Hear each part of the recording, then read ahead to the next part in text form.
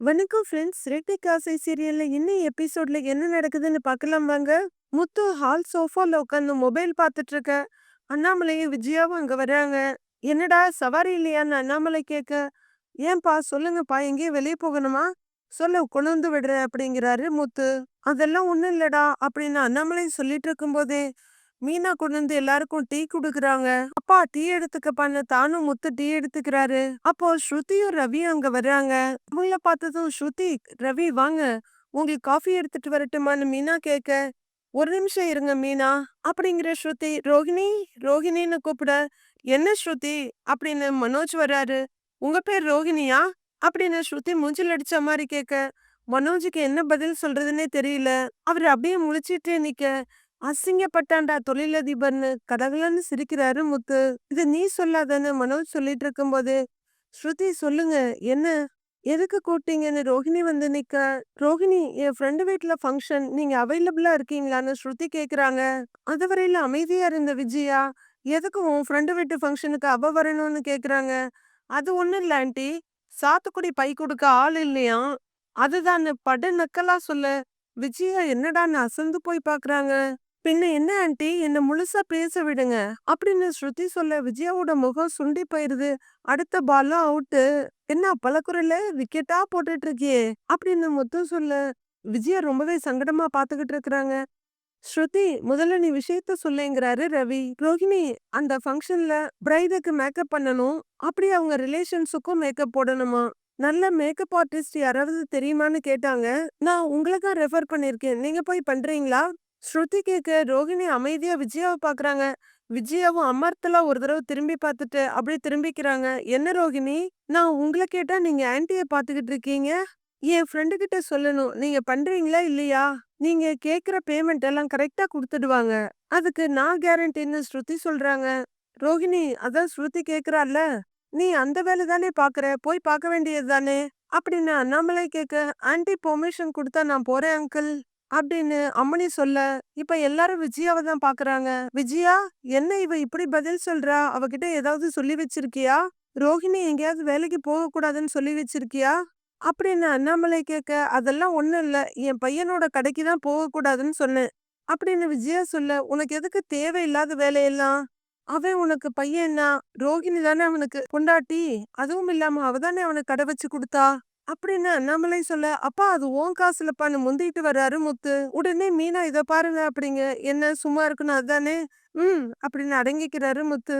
விஜயா, மனோஜுக்கு உதவியா போய் கடையை பாத்துக்கிட்டு இருக்கால, நீ ஏன் போ வேண்டான்னு சொல்ற அப்படின்னு அண்ணாமலை கேட்க, இதுக்கு வேற நான் பதில் சொல்லணுமாங்க அப்படின்னு விஜயா அழுத்தமா சொல்ல, கேள்வி கேட்டா பதில் சொல்லிதான் ஆகணும் அப்படின்னு அண்ணாமலை சொல்றாரு. ஏய், இந்த வீட்ல நடந்ததெல்லாம் உங்களுக்கு மறந்து போச்சா அப்படின்னு விஜயா கேட்க, அதெல்லாம் முடிஞ்சு போச்சு, திரும்ப திரும்ப அதையே பேசி பிரச்சனையை வளர்த்துக்கிட்டு இருக்காத. அவளை கடைக்கு போக வேணாம்னு சொன்னியா இல்ல வெளியவே போக வேணாம்னு சொன்னியா அப்படின்னு அண்ணாமலை கேட்க, விஜயா எந்த பதிலும் சொல்லாம அப்படியே பிள்ளையார் மாதிரி உட்கார்ந்துருக்காங்க. இது தேராதுன்னு நினைக்கிற அண்ணாமலை, மீனா, இப்பெல்லாம் ரோஹிணி எங்கேயும் வெளியே போறது இல்லையான்னு கேக்குறாரு. இல்ல மாமா, வீட்லயே தான் இருக்காங்க அப்படின்னு மீனா சொல்ல, மீனாவை முறைக்கிறாங்க விஜயா. அவளையே முறைக்கிறீங்க, அவளுக்கு உண்மையதான் பேச தெரியும் அப்படின்னு முத்து சொல்ல, அங்கிள், ரோஹிணி இப்ப ஹவுஸ் அரெஸ்ட்ல தான் இருக்காங்க, நானும் பார்த்தேன், வேற எங்கேயும் போறது இல்ல அப்படின்னு ஸ்ருதியும் சொல்ல, என்ன வேலை பண்ணிட்டு இருக்க? அம்மா போகும்போது என்ன சொல்லிட்டு போனாங்க? மருமக எல்லாரையும் ஒரே மாதிரி பாருன்னு சொல்லிட்டு போனாங்கல்ல, நீ நடந்தத மனசுல வச்சுட்டு இந்த மாதிரி பண்ணிக்கிட்டு இருக்கிற அப்படின்னு அண்ணாமலை கேட்க, அப்பா, அம்மாவை சொல்லி என்னப்பா பண்றது? நம்ம மனோஜ் பார்லர் அம்மாவை கடைக்கு வர சொல்லி இருக்கணும், சப்போர்ட் பண்ணி இருக்கணும், ஆனா அவன் எதுவும் சொல்லாம எப்பவுமே வேடிக்கை தான்ப்பா பாத்துக்கிட்டு இருக்கான் அப்படின்னு முத்து சொல்ல, போதும் முத்து, எங்க விஷயத்துல நீங்க தலையிட வேணாங்கிறாங்க ரோஹிணி. ரோஹிணி, அவரு உங்க நல்லதுக்காக தானே சொல்றாரு அப்படின்னு மீனா வரிஞ்சு கட்டிட்டு வர, அதெல்லாம் நான் ஒன்னும் கேட்கலையே, குழந்தையை கிள்ளி விட்டுட்டு தொட்டிலாட்டுற வேலையெல்லாம் இங்க வேண்டாம், இதெல்லாம் நடக்கிறதுக்கு காரணமேன்னு சொல்லிட்டு ரோஹிணி அப்படியே நிறுத்திக்கிறாங்க. எல்லாரும் அவங்களையே பார்க்க, நான் எதையும் சொல்ல விரும்பலங்கிறாங்க ரோஹிணி. அதையே பார்லர் அம்மா பாதியிலேயே நிறுத்துற, சொல்ல வந்ததை சொல்லிடு அப்படின்னு முத்து சொல்ல, ஆமாண்டா, எல்லாத்துக்கும் நீதாண்டா காரணம் அப்படின்னு மனோஜ் சொல்ல, எப்படி எப்படி சொல்லு பாப்போங்கிறாரு முத்து. எப்ப பார்த்தாலும் எங்க விஷயத்துல தலையிடுறதே உனக்கும் உன் பொண்டாட்டிக்கும் வேலையா போச்சு. ரோஹிணி எங்க போறா, யார்கிட்ட பேசுறா, என்ன பண்றான்னு இதையே பாத்துக்கிட்டு இருக்கீங்க அப்படின்னு மனோஜ் கத்த ரோகிணியும் ஆச்சரியமா பாக்குறாங்க மனோஜ். மனோஜ் என்னடா பேசுற நீ? அவங்க 2 பேரும் என்ன தப்பு பண்ணாங்க? ஒரு குடும்பத்துல இவ்ளோ பெரிய விஷயத்த ரோகிணி மறைச்சிருக்கா. இதெல்லாம் தெரிஞ்சும் கூட நீ மறைச்சிருக்க. ஒரு குடும்பத்துல இதெல்லாம் தெரிஞ்சும் அவங்கள அமைதியா இருக்க சொல்றியா? அவங்க குடும்பத்துல புகுந்து குழப்பம் வர்றதுக்காக சொல்லல. எதுவும் விபரீதமான பிரச்சனை வந்துடக்கூடாதுங்கிறதுக்காக சொன்னாங்க. அப்படின்னு அண்ணாமலை சொல்லிட்டு இருக்க. அவங்க என்ன எண்ணத்துல பண்ணுனாங்களோ, ஆனா உண்மை தெரிஞ்ச வரைக்கும் நல்லது. ஆனா நான் இப்பவும் இளிச்சவாயா தான் இருந்திருப்பேன். அப்படின்னு விஜயா சொல்ல ரோகிணி மீனாவும் முறைச்சிட்டு நிக்கிறாங்க. அம்மா, இப்ப எதுக்கு முடிச்சு போன விஷயத்த பத்தி பேசுறீங்க? அத பத்தி திரும்ப பேசக்கூடாதுன்னு பாட்டி சொல்லிட்டு போனாங்கல்ல? அப்படின்னு ரவி சொல்ல, ஆமாண்டா, நீ சொல்றதும் சரிதான். நானும் அத பத்தி தேவையில்லாம பேசிட்டேன். ரோகிணி, நீ எதுவும் நினைச்சுக்காதம்மா. முத்து, மீனா மேல எந்த விதமான தப்பும் கிடையாது. முடிச்சு போன விஷயத்த விடுங்கங்கிற அண்ணாமலை. விஜயா, நீ என்னதான் கோவப்பட்டாலும் மனோஜுக்கு ரோகிணி தான் பொண்டாட்டி. அதுல எதுவும் மாத்த முடியாதுல்ல? அவங்க 2 பேரும் தானே ஒன்னே வாழ்ந்தாகணும். ரோகிணிக்குன்னு வேலை இருக்கு. அவள அத பாக்க விடு. அப்படின்னு அண்ணாமலை சொல்ல அமைதியா குனிஞ்சு பார்த்துட்டு, மனோஜ், அவ வேலைக்கு போகட்டும். ஆனா உன் கடைக்கு வரக்கூடாது. அத நான் உறுதியா சொல்றேன். இது என்னோட கட்டளை. அப்படின்னு விஜயா சொல்ல, என்னப்பா ஏதோ ராஜமாதா மாதிரி சொல்றாங்க? அப்படின்னு முத்து கேட்க, இருடா அப்படிங்கிற ரவி. அம்மா, ஏன் அண்ணிய ஷோரூம்க்குலாம் போவேணான்னு சொல்றீங்க? அப்படின்னு கேட்க, அவ போன வரைக்கும் போதும். எல்லாரும் என்னமோ அவதான் கடை வச்சு கொடுத்தா மாதிரி சொல்லிக்கிட்டு இருக்கீங்க. அவதான் வளர்த்து விட்டா மாதிரி பேசுறீங்க. யாரும் இல்லாமலே அவன் திறமையிலேயே அவன் வளர்ந்து வருவான். அவன் தனி ஆளா எல்லாத்தையும் பாத்துக்குவான். அப்படிங்கிற விஜயா கோவமா எழுந்து மனோஜ் கிட்ட வந்து, ஏய் மனோஜ், என்னமோ அவதான் உன்னைய ஓனர் ஆக்குன மாதிரி பேசிக்கிட்டு இருக்கறா. யார் தயவும் உனக்கு வேண்டாம். எக்காரணத்தை முன்னிட்டும் நீ இவள கடையில சேர்க்க கூடாது. அப்படி நீ சேர்த்தன்னு வையி, அப்புறம் நீ என்ன அம்மானே கூப்பிடக்கூடாது. அப்படின்னு விஜயா சொல்ல, சேர்க்கலம்மான்னு அஷூரன்ஸ் கொடுக்கறாரு மனோஜ். வேகமா எந்திரிக்கிற முத்து, அடேங்கப்பா, இவன் தான்ப்பா புள்ள. உடனே எப்படி சரின்னு தலையாட்டினா பாத்தீங்களா? டேய், ஒரு மனுஷனுக்கு அம்மா, அப்பா, அண்ணன், தம்பி, பொண்டாட்டி, புள்ளைங்க எல்லா உறவும் இருக்கணும். வேணும்னு நினைப்பாங்க. ஆனா இவனை பாருப்பா, அம்மா சொன்னோன்னு யோசிக்காம சரின்னு தலையாடுறான். இவனை நம்பி இருக்கிறவன் கதி அதோ கதிதான். அப்படின்னு முத்து சொல்ல, முத்து, நான் தான் சொல்றேன்ல, எங்க விஷயத்துல நீங்க உள்ளேயே வராதீங்கன்னு. ஆன்ட்டி சொல்றத கேட்க வேணான்னு நான் எப்பவும் மனோஜ் கிட்ட சொன்னதே கிடையாது. நானும் ஆன்ட்டி சொல்றத கேட்பேன். அவங்க எனக்கு பெர்மிஷன் குடுத்ததே சந்தோஷம்தான். அப்படின்னு ரொம்பவே நல்லவங்க மாதிரி சொல்றாங்க ரோகிணி. ரோகிணி, நம்ம வேலைக்கு போகணுமா வேணாமாங்கிறத நாம தான் முடிவு பண்ணணும். அது பேரண்ட்ஸா இருந்தாலும் சரி, ஹஸ்பண்டா இருந்தாலும் சரி, நம்ம ஃப்ரீடம மத்தவங்க கையில குடுத்தா எப்பவுமே அப்புறம் அவங்க சொல்ற கேட்கறது மாதிரி தான் இருக்கும். அப்படின்னு ஸ்ருதி சொல்ல, ஆமான்ற மாதிரி முத்து தலையாட்ட, கரெக்ட் ஸ்ருதி. ஆரம்பத்துல என்ன கூட தான் பூக்கட்டி விக்க கூடாதுன்னு சொன்னாங்க. ஆனா நான் யார்கிட்டயுமே அனுமதி எதிர்பார்க்கல. மாமா எனக்கு எப்பவுமே சப்போர்ட்டா தான் இருந்திருக்காங்க. என் புருஷனும் எனக்கு ஆதரவா தான் இருக்காரு. நம்மள சுத்தி இருக்கவங்க நம்ம ஆசைக்கும் கனவுக்கும் முட்டுக்கட்டை போடாம இருந்தாலே போதும். அப்படின்னு மீனா சொல்ல, அது உங்க ஒப்பீனியன். நான் அத உங்ககிட்ட கேட்கவும் இல்ல. ஆன்ட்டி என்ன சொல்றாங்களோ அத நான் கேட்டுக்கிறேன். அப்படின்னு ரோஹிணியும் பதிலடி குடுக்குறாங்க மீனாவுக்கு. என்ன ரோஹிணி, நீங்க இப்படி சொல்றீங்க? அப்ப நாளைக்கு ஆன்ட்டி வேலைக்கு போக வேணாம்னு சொன்னா போமாட்டீங்களா? நான் வேற உங்க பேரு சொல்லிட்டேன். அப்புறம் நீங்க ஓகே சொல்லிட்டு போகாம இருந்தீங்கன்னா அவங்க என்னதானே கொஸ்டின் பண்ணுவாங்க? அப்படின்னு ஸ்ருதி கேட்க, அப்படியெல்லாம் எதுவுமே ஆகாது. நான் இதுல ஒர்க் பண்றேன். நீங்க உங்க கான்டாக்ட் எனக்கு அனுப்பி வைங்க. அப்படிங்கிற ரோகிணி ரொம்ப தேங்க்ஸ் ஆன்ட்டின்னு விஜயாவை பார்த்து சொல்றாங்க. ஹம், அப்படின்ட்டு விஜயா உள்ளர போயிட, என்ன மீனா இவங்க?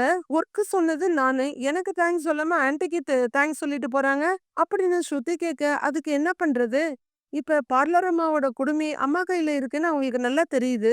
அதுக்கும் வேற வழி இல்ல. இனிமே அம்மா இழுக்கிற பக்கமெல்லாம் போய் தானே ஆகணும். அப்படின்னு முத்து சொல்ல, உள்ளர போன ரோகிணியவே எல்லாரும் பாத்துட்டு இருக்காங்க.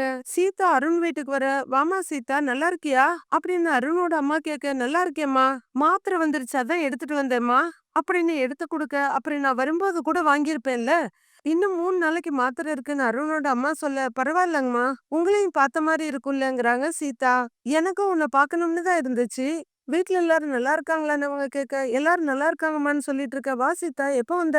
அப்படின்னு அருண் கேட்டுட்டு வர, இப்பதான் வந்தேங்க. அப்படின்னு சீதா சொல்லிட்டு இருக்க. நீங்க 2 பேரும் பேசிட்டு இருங்க, நான் உள்ளர போய் சமையல் வேலையை பாக்குறேன். அப்படிங்கிற அருணோட அம்மா உட்காருமாங்கிறாங்க. யார்கிட்ட போற சீதா, நீங்களும் உட்காருங்கம்மான்னு சொல்ல, இல்லம்மா, நிறைய வேலை இருக்கு, எல்லாம் போட்டது போட்டபடி இருக்கு. அப்படின்னு அருணோட அம்மா சொல்ல, நீங்க தான் எல்லா வேலையும் செய்றீங்களாமா? அப்படின்னு சீதா கேட்க, ஆமாம்மா. அதுக்கு தான் சீக்கிரம் இவனுக்கு ஒரு கல்யாணத்த பண்ணி வைக்கலான்னு பாக்குறேன். அதுக்கு ஒரு நேரம் வரமாட்டேங்குது. இவனும் ஒரு பதில் சொல்ல மாட்டேங்கிறான். அப்படின்னு அவங்க அம்மா பையனோட கைய ஒரு தட்டு தட்டிட்டு சொல்ல, சீதாவும் அருணும் ஒருத்தர ஒருத்தர் பாத்துக்கிறாங்க. அங்கிருந்து பதில் வந்தா தானேம்மா சொல்ல முடியும்னு அருண் சொல்ல, என்னது? அப்படின்னு அவங்க அம்மா ஆச்சரியமா கேக்குறாங்க. அது ஒண்ணும் இல்லம்மா. இப்ப எதுக்கு அத பத்திலாம் பேசிக்கிட்டு? அப்படின்னு அருண் சொல்ல, ஆமா. நான் எப்ப கேட்டாலும் இதையே சொல்லு. இவன பாரும்மா, காலாகாலத்துல ஒரு கல்யாணத்த பண்ணிக்கணும்னு நெனைக்கிறானா? நீயாவது கொஞ்சம் எடுத்து சொல்லு. அப்படின்னு அவங்க அம்மா சொல்ல, சொல்றதுக்காக தானே வெயிட் பண்ணிட்டு இருக்கேன். அப்படின்னு அருண் சீதாவ பாத்துக்கிட்டே சொல்ல, சீதா முழியா பாக்குறாங்க. என்னடா சொல்ற? எனக்கு ஒண்ணும் புரியல. அப்படின்னு அவங்க அம்மா சொல்ல, அது ஒண்ணும் இல்லம்மா. சீதாவுக்கு டீ, காஃபி ஏதாவது குடுன்னு அருண் பேச்ச மாத்திடுறாரு. மறந்தே போயிட்டேன் சீதா அப்படின்னு அவங்க ஆரம்பிக்கிறதுக்குள்ளேயே, அம்மா அதெல்லாம் ஒண்ணும் வேண்டாம். அப்படின்னு சீதா சொல்ல, நீ எப்ப வந்தாலும் இதையே சொல்ற. உட்காரு. நான் போய் காஃபி எடுத்துட்டு வரேன். அப்படின்னு சொல்லிட்டு அருணோட அம்மா உள்ளர போக 2 பேரும் உட்கார்றாங்க. ஏய் அம்மா சொன்னத கேட்டல்ல? அப்படின்னு அருண் கேட்க, கேட்டேங்கிறாங்க சீதா. அவங்களுக்கு நான் என்ன பதில் சொல்றது? அப்படின்னு அருண் கேட்க, என்ன கேட்டா? அப்படின்னு தோல குலுக்குறாங்க சீதா. உன்ன கேட்காம வேற யார போய் கேட்க முடியும்? நீ தான் எங்க வீட்டுக்கு வந்துகிட்டே இருக்க. நான் எப்போ உங்க வீட்டுக்கு வர்றது? அப்படின்னு அருண் கேட்க, சொல்றேன். கரெக்ட்டான டைம் வரும்போது சொல்றேன். அப்படின்னு சீதா சொல்ல, என்ன சீதா? இன்னும் எத்தன நாளைக்கு தான் என்ன டெஸ்ட் பண்ணிட்டே இருப்ப? எப்பதான் ஃபைனல் ரிசல்ட்ட சொல்லுவ? அப்படின்னு அருண் கேட்க, இப்ப வரையும் நீங்க பிராக்டிகல் எக்ஸாம் தானே கிளியர் பண்ணியிருக்கீங்க. மெயின் எக்ஸாம் இனிமே தான் இருக்கு. அப்படின்னு சீதா சொல்ல, கிழிஞ்சது போ. டிஎன்பிஎஸ்சி எக்ஸாம கூட ஈஸியா கிளியர் பண்ணிரலாம் போல இருக்கு. நீ வைக்கிற டெஸ்ட் எல்லாம் ரொம்ப டஃப்பா இருக்கு. அப்படின்னு அருண் சொல்ல, சிரிக்கிற சீதா, அது அப்படிதான். இன்னும் கொஞ்ச நாள் வெயிட் பண்ணுங்கன்னு சொல்ல, சரி. நான் போய் ஃப்ரெஷ் அப் ஆயிட்டு வந்துடுறேன். அப்படின்னு அருண் உள்ளர போக, அவங்க அம்மா, இந்தாம்மான்னு காஃபி கொண்டு வந்து குடுக்க தேங்க்ஸ்ன்னு வாங்கிக்கிறாங்க சீதா. ஒரு நிமிஷம் இருமா அப்படின்னு சொல்லி மகனோட ரூமுக்குள்ள போற அம்மா, என்னடா கல்யாண விஷயத்த பேசிடட்டுமான்னு கேக்குறாங்க. அம்மா உன்கிட்ட சொல்லிட்டேங்கிறதுல அவகிட்ட சொல்லல. அப்புறம் அதுக்கு வேற என்ன திட்டுவா. அவளே சமயம் பார்த்து சொல்றேன்னு சொல்லியிருக்கா. நாம அவசரப்படுத்தணும்னு வச்சுக்கோயேன், அவள தொந்தரவு பண்ற மாரி ஆயிடும். அப்புறம் வர்றதையே ஸ்டாப் பண்ணிருவாமாங்கிறாரு அருண். ஆமாண்டா. அதுவும் கரெக்ட் தான். அப்பப்போ வந்து என் கூட பேச்சு துணைக்கு பேசிக்கிட்டு இருக்கா. நல்லா பாத்துக்கிறா. நல்ல பொண்ணுடா சீதா. இந்த பொண்ணு மட்டும் எனக்கு மருமகளா வந்துட்டான்னு வச்சுக்கோயேன், நான் ரொம்ப சந்தோஷப்படுவேன். கடவுள் கொடுத்த வரமா நினைச்சு ஏத்துக்குவேன். அப்படின்னு அவங்க அம்மா ஒரே எக்ஸைட்டடா சொல்ல, அம்மா தாயே, உணர்ச்சி வசப்படுறத கட்டுப்படுத்துங்க. உங்ககிட்ட சொன்னதே தப்பா போச்சு போல இருக்கேங்கிறாரு அருண். இல்லடா, அந்த பொண்ண தடவ பார்க்கும்போதே எனக்கு தோணுச்சுடா. இவ மருமகளா வந்தா ரொம்ப நல்லா இருக்கும்னு. அதே மாதிரி நடக்குது பாத்தியா? ஆனா உன்ன மாரி சிடுசிடுன்னு இருக்கவளையும் ஒரு பொண்ணுக்கு புடிச்சிருக்கு பாரேன். அப்படின்னு அவங்க அம்மா சொல்ல, அது மாதிரிலாம் எதுவும் அவகிட்ட பேசிடாத. அடிக்கடி டெஸ்ட் வைக்கிறேன்னு வேற சொல்லிக்கிட்டு இருக்கா. மார்க் எதுவும் குறைஞ்சிட போகுது. சரி நீ போய் அவகிட்ட ஏதாவது பேசிக்கிட்டு இரு. நாம தனியா பேசிட்டு இருக்கத பார்த்தா ஏதாவது நினைச்சுக்க போறா. அப்படின்னு அருண் சொல்ல, ஓஹோ! இப்பவே வரப்போறவள பார்த்து பயம் வந்துருச்சா? உனக்கு சரியான ஆள் தான் அவ. அப்ப இப்ப எதுவும் கேட்க வேணாம்னு சொல்றியான்னு உங்க அம்மா கேட்க, அதான் கேட்க வேணாம்னு சொல்லிட்டேன் இல்லம்மா, விடுமா. அவளே சொல்லுவான்னு அருண் சொல்ல, சரிடா நான் எதுவும் கேட்கல. போதுமான்னு சொல்லிட்டு அவங்க அம்மா ரூம விட்டு வெளிய போறாங்க. அருண் வண்டி ஓட்ட பின்னாடி உட்கார்ந்திருக்க சீதா அருண் தோள்ல கை வச்சு லைட்டா அழுத்துறாங்க.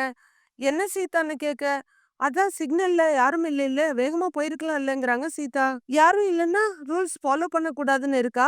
ரூல்ஸ் எல்லாருக்கும் ஒண்ணுதாம்மா. அப்படின்னு அருண் சொல்ல, ஆமாமா என்கிட்டயே ஃபைன் வாங்கினவர் தானே நீங்க. அப்படின்னு சீதா சொல்ல, நம்ம பாக்குற வேலைக்கு நாம கரெக்ட்டா இருக்கணும்ல. அப்படின்னு அருண் கேட்க, நீங்க கரெக்ட்டா இல்ல, ஓவர் கரெக்ட்டா இருக்கீங்கங்கிறாங்க சீதா.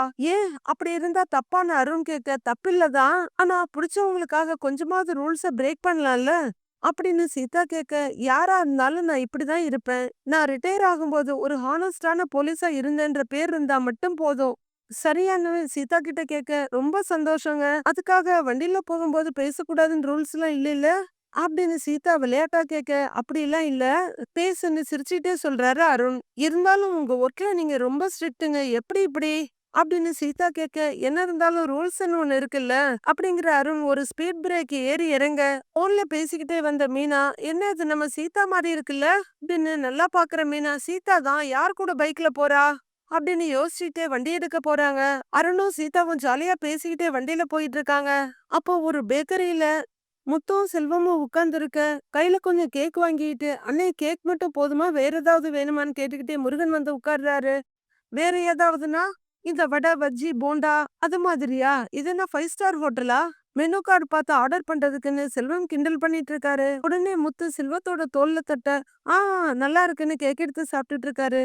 டேய் என்ன குடுக்குறாங்கிறது முக்கியம் இல்ல, குடுக்கறதுதான் முக்கியம். அவனோட லவ் சக்சஸ் ஆயிடுச்சுன்னு ட்ரீட் வைக்கிறான். அதுல எதுக்கு குறை சொல்லிட்டு இருக்க? என்ன இருக்கோ சாப்பிடு அப்படின்னு முத்து சொல்ல, அப்ப நான் வேணா 2 சமோசா எடுத்துக்கவா அப்படின்னு செல்வம் ஆர்வமா எழுந்திருக்க புடிச்சு உட்கார வைக்கிற முத்து, முதல்ல இத சாப்பிடுற அப்புறம் பாத்துக்கலாம் அப்படின்னு முத்து சொல்ல ஸ்பூனை கையில எடுத்துக்கிட்டு, ஏன்பா முருகா, உன்னோட லவ் சக்சஸ் ஆனதுக்கு இந்த பார்ட்டி மட்டும் தானா அப்படின்னு செல்வம் கேட்க, அண்ணன் கல்யாணம் ஃபிக்ஸ் ஆகட்டும்னு பெரிய பார்ட்டியே வச்சிடுறேங்கிறாரு. உங்க 2 பேருக்கும் எந்த மாதிரி பார்ட்டி வைக்கணும்னு தெரியும்னே அப்படின்னு முருகன் சொல்ல, பாத்தியாடா நம்மள பத்தி இந்த உலகம் ரொம்ப நல்லா தெரிஞ்சு வச்சிருக்கு அப்படிங்கிற முத்து, ஆமா முருகா எப்ப கல்யாணம்? அதான் லவ் ஓகே ஆயிடுச்சுல்ல, சட்டுப்பட்டுன்னு கல்யாணத்தை பண்ணிட வேண்டியது தானே அப்படின்னு முத்து கேட்க, இல்லன்னு கல்யாணத்துக்கு முன்னாடி சில அரேஞ்ச்மெண்ட்ஸ் எல்லாம் பண்ணணும் அப்படின்னு முருகன் சொல்ல, ஏன்பா கல்யாணத்துக்கு முன்னாடி என்கேஜ்மெண்ட் தானே பண்ணுவாங்கங்கிறாரு செல்வம். அதுலன்னு சில பிளான்ஸ் எல்லாம் இருக்கு அப்படின்னு முருகன் சொல்ல, கல்யாணம் பண்றதுல என்னடா பிளானு? மண்டப அலங்காரத்தை என் பொண்டாட்டி மீனா பாத்துக்க போறா, டிராவல்ஸ் எல்லாம் நாங்க பாத்துக்க போறோம், சாப்பாட்டுக்கெல்லாம் தெரிஞ்சால பாத்துக்கலாம், அப்புறம் என்ன அப்படின்னு முத்து கடகடன்னு ஒப்பிக்கிறாரு. அது இல்லன்னு இதெல்லாம் ஒரு நாள் கூத்தோட முடிஞ்சிடும், அப்புறம் கல்யாணம் பண்ண பொண்டாட்டிய வச்சு வாழணும், ஒரு சின்ன வீடாவது வேணும் இல்லங்கிறாரு முருகன். என்னப்பா இது, கல்யாணமே முடியல அதுக்குள்ள சின்ன வீட பத்தி பேசுறேன்பாங்கிறாரு செல்வம். டேய் அவன் சின்னதா ஒரு வீடு வேணும்னு சொல்றான்டா, அதானேடா அப்படின்னு முருகன் கிட்ட கேட்க, ஆமாண்ணேங்கிறாரு. சொந்தமா வீடு இருந்தா தானேன்னு, நானே இப்ப அண்ணன் வீட்டுல தான் இருக்கேன், ஒரு சின்ன பெட்ரூமோட ஒரு சின்ன பிளாட் வாங்கணும்னு, அப்புறம்தான் கல்யாணத்துக்கு அப்புறம் ஒரு சேஃப்டி இருக்கும் அப்படின்னு முருகன் சொல்ல, நீ நல்லதானேடா சம்பாதிக்கிறேங்கிறாரு முத்து. ஆமான்னு, இருந்தாலும் பாக்குறது ஐடி வேலை, எப்ப வேலை இருக்கும் போகும்னு தெரியாது, சொந்தமா வீடு இருந்தா குறைஞ்சது வாடகை செலவாவது மிச்சமாகும் இல்லன்னு அப்படின்னு முருகன் சொல்ல, பாத்தியாடா செல்வம், இந்த வயசுலயே எவ்வளவு பக்காவா பிளானோட இருக்கான் பாரு, தெளிவா இருக்கான்டா, எனக்கெல்லாம் இவன் வயசுல எதுவுமே தெரியல அப்படின்னு முத்து ரொம்பவே பாராட்டி சொல்றாரு. யாரு உனக்கா அப்படின்னு செல்வம் கேட்க, ஏய் இவ்வளவு விவரம் கிடையாது இல்லடா, நான் பாட்டுக்கு மண்டபத்துக்கு தண்ணி அடிச்சிட்டேன், போலீஸ் கிட்ட மாட்டிக்குவேன்னு போனேன், அப்பா சட்டுன்னு புடிச்சு உனக்கு தான் கல்யாணம், ட்ரெஸ்ஸ மாத்துடான்னு சொல்லிட்டாரு, கல்யாணமும் முடிஞ்சிருச்சு. ஆனா இப்ப இருக்க பசங்க எல்லாம் உஷாரா இருக்காங்க பாத்தியா? முருகா நீ யோசிக்கிறது சரிதான்டா, நமக்குன்னு ஒரு வீடு இருக்கணும். இப்ப பாரு, நானும் என் பொண்டாட்டியும் ரூம் இல்லாம அதை கட்டுறதுக்குன்னு காசு சேர்த்துட்டு இருக்கோம், நீ இப்பவே வர்ற பொண்டாட்டிய நல்லபடியா பாத்துக்கணும்னு நினைக்கிற பாரு, அதுக்கே உன்னை பாராட்டணும்டா சாப்பிடுறாங்கிறாரு முத்து. ஏங்க என்ன டிராப் பண்றதுனால உங்களுக்கு தான் வேலை கெடுது அப்படின்னு சீதா சொல்ல, ஆ வேலை இருந்தா நான் வந்திருக்கவே மாட்டேங்கிறாரு அருண் அசால்ட்டா. ஓ அப்ப வேலை இருந்து நான் கூப்பிட்டா வந்திருக்க மாட்டீங்களா அப்படின்னு சீதா கேட்க, இப்ப நான் வேலையை விட்டுட்டு வந்திருக்கணுங்கிறியா இல்லங்கிறியா அப்படின்னு அருண் கேட்க, வேலை இருந்தாலும் நீ கூப்பிட்டிருந்தா நான் வந்திருப்பேன்னு நீங்க சொல்லியிருக்கணுங்கிறாங்க சீதா. ஓ இப்பதானே கொஞ்சம் கொஞ்சமா தெரிஞ்சுக்கிறேன், அப்படியே பழகிக்கிறேன் அப்படின்னு அருண் சிரிச்சுட்டே சொல்ல, சரி சரி அங்க ஸ்டாப் பண்ணுங்கங்கிறாங்க சீதா. ஆ அப்படிங்கிற அருண் முத்து செல்வம் முருகன் 3 பேரும் உட்கார்ந்துருக்க பேக்கரியை கொஞ்சம் தாண்டி போய் நிறுத்துறாரு. வண்டியில இருந்து இறங்குற சீதா கிட்ட, உன் வீட்டுக்கு இன்னும் 2 தெரு தள்ளி போகணும் இல்ல, அங்கேயே கொண்டு போய் விட்டுறேங்கிறாரு அருண். இல்லங்க நான் கடைக்கு போகணும், அதுவும் இல்லாம எங்க ஏரியாவுல யாராவது பார்த்தா நேரா அம்மா கிட்ட போய் போட்டு கொடுத்துருவாங்க அப்படின்னு சீதா சொல்ல, சொன்னா என்ன இப்போ லவ் பண்றோம் கல்யாணம் பண்ணிக்க போறோம்னு சொல்றது தானே அப்படின்னு அருண் சொல்ல, ஹலோ நீங்க இன்னும் டெஸ்டிங் மோட்ல தான் இருக்கீங்க, கன்ஃபார்ம்லாம் ஆகலங்கிறாங்க சீதா. ஓய் இன்னும் டெஸ்ட் பண்ணிட்டு தான் இருக்கியா நீ அப்படின்னு அருண் கேட்க, ஆமா நான் அக்செப்ட் பண்ற வரலும் டெஸ்ட் பண்ணிக்கிட்டே தான் இருப்பேன், அதுவும் இல்லாம என் அம்மா கிட்ட போய் நான் சொல்லணும், இன்னொரு ஆள் போய் உங்க பொண்ணு பைக்ல சுத்துறான்னு சொல்றதுக்கும் வித்தியாசம் இருக்கு, அம்மா அப்புறம் ஃபீல் பண்ணுவாங்க, எப்ப சொல்லணுமோ நான் அப்ப சொல்லிக்கிறேன், நீங்களும் அது வரைக்கும் எங்க ஏரியாவுக்குள்ள வராம இருங்க, இப்படியே திரும்பி போயிடுங்கன்னு சீதா சொல்றாங்க. டிராபிக் போலீஸ்க்கே பேரிகேட் போட்டு திரும்பி போ சொல்ற, சரி நான் கிளம்பவான்னு அருண் கேக்குறாரு. கிளம்புங்க அப்படின்னு சீதா சொல்ல, மறுபடியும் கிளம்பவா அப்படின்னு அருண் கேக்குறாரு. ஏன் கிரீன் சிக்னல் போடணுமா உங்களுக்கு, கிளம்புங்க அப்படின்னு சீதா சொல்லிட்டு சிரிச்சுக்க அவங்களையே பார்த்துட்டு இருக்க அருண், கிளம்புறேன் அப்படிங்கிற அருண் ஹெல்மெட்டை போட்டுட்டு வர்றேன் பாய் அப்படின்னு சொல்லிட்டு இருக்க, முத்து அப்படியே அந்த பேக்கரியோட வெளியே வந்து நின்னு பாக்குறாரு. அருண் வண்டி எடுத்துக்கிட்டு அந்த பக்கம் போக சீதா இப்படி திரும்ப முத்த பாத்துடுறாரு. சீதா அப்படின்னு முத்து கூப்பிட சீதாவுக்கு திக்குன்னு இருக்கு. ஐயோ மாமா, மாமா வேற இங்க இருக்காரு, அவரோட வச்சு நம்மள பாத்துருப்பாரா அப்படின்னு நினைக்கிற சீதா, மாமா அப்படின்னு சொல்ல முத்து அங்க இருந்து கீழே இறங்கி வர்றாரு. என்ன இங்க நடந்து போயிட்டு இருக்க அப்படின்னு முத்து கேட்க, வீட்டுக்கு தான் மாமா ஹாஸ்பிட்டல்ல வேலைய முடிச்சுட்டு வீட்டுக்கு போயிட்டு இருக்கேங்கிறாங்க சீதா. வீட்டுக்கு பக்கத்துல தான் பஸ் ஸ்டாப் இருக்குல்ல, அங்கதானே பஸ் நிக்கும்னு முத்து கேட்க, இல்ல மாமா என் ஃப்ரெண்டு கூட வந்தேன் பைக்ல. அவ என் ஃப்ரெண்டு தான் இங்கேயே இறக்கி விட்டுட்டு போனா அப்படின்னு சீதா சொல்ல, ரோட்ட ஒரு பார்வை பாக்குற முத்து, ஏன் உன் ஃப்ரெண்டு வீட்ல வந்து இறக்கி விட்டுட்டு போகாதாமா அப்படின்னு கேட்க, அது கடையில கொஞ்சம் மளிகை பொருள்லாம் வாங்கணும். அதான் மாமா இங்கேயே இறங்கிட்டேன் அப்படின்னு சீதா சொல்ல, அப்படியா சரி சரி டீ எதுவும் சாப்பிடுறியா? இங்க கேக் ரொம்ப நல்லா இருக்கு. இப்பதான் சாப்பிட்டேங்கிறாரு முத்து. இல்ல மாமா நான் சாப்பிட்டு தான் வந்தேன் அப்படின்னு சீதா சொல்ல, அதுக்குள்ள செல்வமும் முருகனும் வந்துடுறாங்க. முருகா வா, இது மீனாவோட தங்கச்சி சீதா அப்படின்னு முத்து சொல்ல, வணக்கங்க வணக்கங்க அப்படின்னு பரபரப்பா முருகன் வணக்கம் போட்டுட்டு இருக்க. தெரியுமே, அன்னைக்கு கோவில்ல வச்சு பார்த்தேனே, அக்கா பின்னாடி வந்தவர் தானேன்னு சீதா சொல்ல, சாரிங்க சாரிங்க அப்படின்னு முருகன் சொல்றாரு. இவன் ஒருத்தன் எல்லார்கிட்டயும் சாரி சொல்லிட்டு இருப்பான் போடா அப்படிங்கிற முத்து திரும்பி, வா உன்னை நான் அப்படியே வீட்டுல விட்டு போறேன் வான்னு சீதாட்டு சொல்றாரு. இல்ல மாமா சொன்னேன்ல கடைக்கு போகணும்னு, பொருள்லாம் வாங்கணுங்கிறாங்க சீதா. சரி பொருள்லாம் வாங்கினதுக்கு அப்புறம் உன்னை வீட்டுல கொண்டு போய் விட்டுறேன் வா அப்படின்னு முத்து சொல்ல, இல்ல மாமா டைம் ஆகும் உங்களுக்கு வேலை இருக்கும் நீங்க போங்க நான் போய்க்கிறேங்கிறாங்க சீதா. அதெல்லாம் ஒண்ணும் இல்ல வா சீதா சொல்றேன் இல்லங்கிறாரு முத்து. மாமா சொல்றேன்ல, வேலையை விட்டுட்டு என்ன ட்ராப் பண்றதுதான் முக்கியமா? நீங்க சவாரிக்கு போங்க டைம் ஆச்சுல்ல போங்க அப்படின்னு சீதா விடு விடுன்னு சொல்ல, அசந்து போய் பாக்குற முத்து, உங்க அக்காவை விட நீதான் ரொம்ப அதட்டுற. சரி விடு நான் போறேன் நீ பத்திரமா வீட்டுக்கு போ, நான் கிளம்புறேன் அப்படின்னு முத்து சொல்லிட்டு கிளம்ப, சிரிக்கிறாங்க சீதா. அக்காவும் தங்கச்சியும் ஒண்ணுக்கு ஒண்ணு சலிச்சதில்ல போல இருக்கே அப்படின்னு சொல்லிக்கிட்டே முத்து அந்த பக்கம் போக, அப்பாடா தப்பிச்சோன்னு தலைய உதறிட்டு சீதா போறாங்க. வீட்ல சீதா சாப்பாடு எடுத்து வச்சிருக்கேன் சாப்பிடாம போயிடாத அப்படின்னு அவங்க அம்மா சொல்லிட்டு பூவெல்லாம் எடுத்து வச்சிட்டு இருக்க. அம்மா நானும் கடைக்கு வரேம்மாங்கிறாங்க சீதா. ஏய் வேலை இருக்கும்டி நீ இப்பதான் வந்திருக்க டயர்டா இருக்கும் நான் பாத்துக்கிறேங்கிறாங்க அவங்க அம்மா. சரிம்மா நீ சாப்பிட்டியா இல்லையா அப்படின்னு சீதா கேட்க, காலையில செஞ்சது பழையது கொஞ்சம் இருந்தது நான் சாப்பிட்டுட்டேங்கிறாங்க அவங்க அம்மா. அம்மா எத்தனை தடவைமா சொல்றது காலையிலயே அதெல்லாம் சாப்பிடாதன்னு, அதான் உனக்கு உடம்புக்கு ஒத்துக்க மாட்டேங்குதுல்ல, கொஞ்சமாவது சொல்றத கேக்குறியா நீ அப்படின்னு சீதா சொல்ல, ஏய் நீ சொல்றத நான் கேட்கணுமா?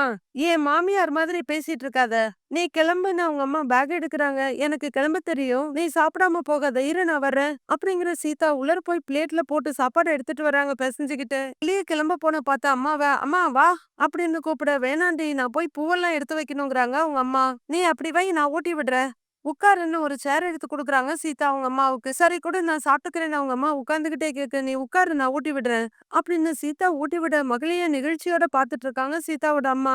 நாளைய ப்ரோமோல வீட்டுக்குள்ள நுழையிற ரோகிணிய எங்க போயிட்டு வரேன்னு அதட்டுறாங்க விஜயா. அது வேலைக்கு தான் ஆண்டி, ஒரு ஃபங்க்ஷன் ஒண்ணு வந்துச்சு அப்படின்னு ரோகிணி மெதுவா சொல்ல, அப்ப வேலைக்கு போயிட்டு வர்ற, வேலைக்கு போய் எவ்வளவு சம்பாதிச்ச அப்படின்னு விஜயா கேட்க, அது பெரிய ஃபங்க்ஷன் தான் 25,000 வந்துச்சுங்கிறாங்க ரோகிணி. ஓஹோ அந்த பணத்தை கொடுங்கறாங்க விஜயா. இல்ல ஆண்டி பேமெண்ட் அக்கவுண்ட்ல தான் டிரான்ஸ்ஃபர் பண்ணுவாங்க அப்படின்னு ரோகிணி சொல்லு. அப்ப உன் ஏடிஎம் கார்டு எங்கிட்டயே இருக்கட்டும் குடு அப்படின்னு விஜயா மிரட்டலா கைய நீட்ட, ரோகிணி அப்படியே அதிர்ந்து போய் பார்த்துட்டு இருக்காங்க. மீதி என்ன நடக்க போகுதுன்னு நாளைக்கு பார்க்கலாம் ஃப்ரெண்ட்ஸ்.